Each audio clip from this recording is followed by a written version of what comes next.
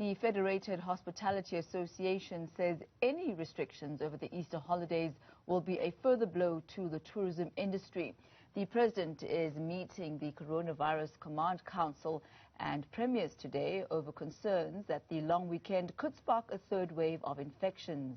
Federated says over 56 tourism companies were liquidated between January and February of this year alone. For more on this, I'm joined on the line by Rosemary Anderson, a tourism business owner as well as chairperson of the association. Good to have you with us this afternoon, Ms. Anderson. Now, looking at the statement, you are saying that any restrictions whatsoever will be detrimental to the tourism industry. Now, any is quite broad. Are you anticipating no restrictions at all? Thami, we're going to have to wait and see what happens. But operating a hospitality business is quite a fine line. If you reduce the operating hours, then obviously your turnover is reduced. If you reduce consumption of alcohol, then your turnover is reduced. People maybe don't want to go to you because they don't want to have a lovely steak but not be able to enjoy their favorite alcoholic beverage with it. So unfortunately, whenever you make any changes to tourism and hospitality, it affects businesses' bottom line. And as you know, the whole industry is so financially compromised at the moment that any extra changes to the current situation will have a detrimental effect. We obviously still at the same time very sensitive to the fact that we really are in a possible third wave coming up.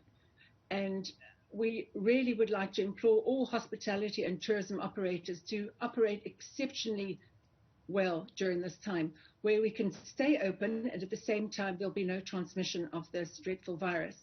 And we believe there is a win-win situation where we can really show off and show how wonderfully we can be totally compliant, at the same time be able to make money, be able to stay in business and continue employing people. And how can that win-win situation actually be achieved? How can we ensure that the country is safe and the country's citizens are safe, but that also the tourism doesn't suffer? How do you find a middle path there? Thami, I think what we've got to do is we've got to embrace all of the COVID protocols, the health and safety protocols. It's got to be ingrained in us, just like if you're going to cross a road, you look left and right. You don't just cross a road. It's naturally ingrained in you. All of our protocols should be just so natural to us because we want to survive. Just like when you're crossing a road, you want to survive. We cannot think that we're not going to, oh, I'm not going to wear a mask. I'm going to get away with this and maybe no one's watching. It shouldn't be like that. It should be just naturally in us, a matter of survival, that we actually implement these every single day without any falling down. So I believe that could actually be a way of where we could have a win-win situation if we really embrace the protocols in everything we do. And that's everyone, not just tourism and hospitality, but all of us. It must become second nature to us, not because we have to, but because we want to survive. That's why we should embrace it that way. Can you quantify the extent of the loss and the damage within the tourism sector between Easter last year and this coming Easter?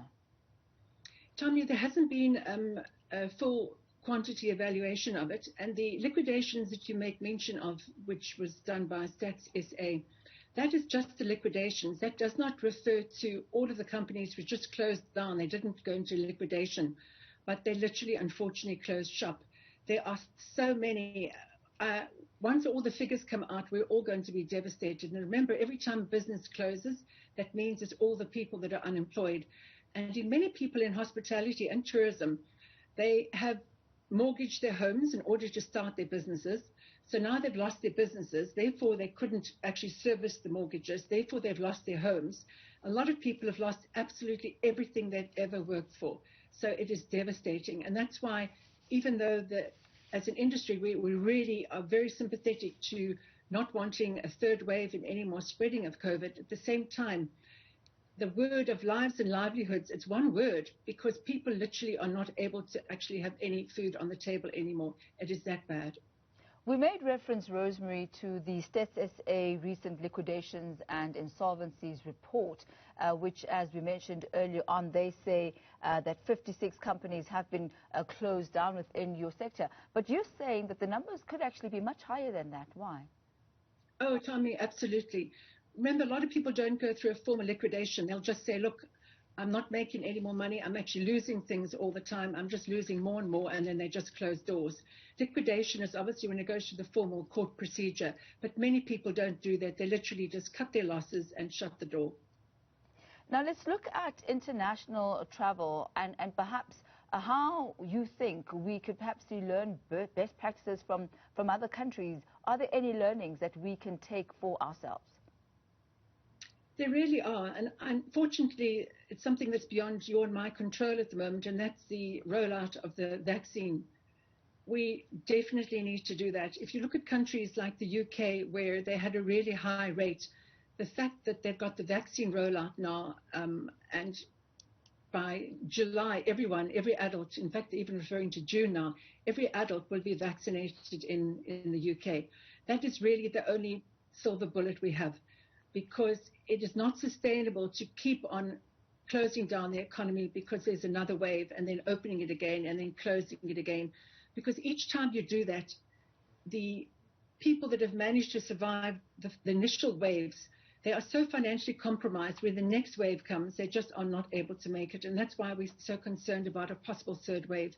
That's why we're so keen to try to prevent it by being totally compliant, because the tourism and hospitality industry is so financially compromised. It's not just the small people like I referred to earlier, but even our large group hotels. Many of them, their hotels haven't been open for a year now because their businesses depend entirely on international tourism and business tourism. And we know both of those are just not happening.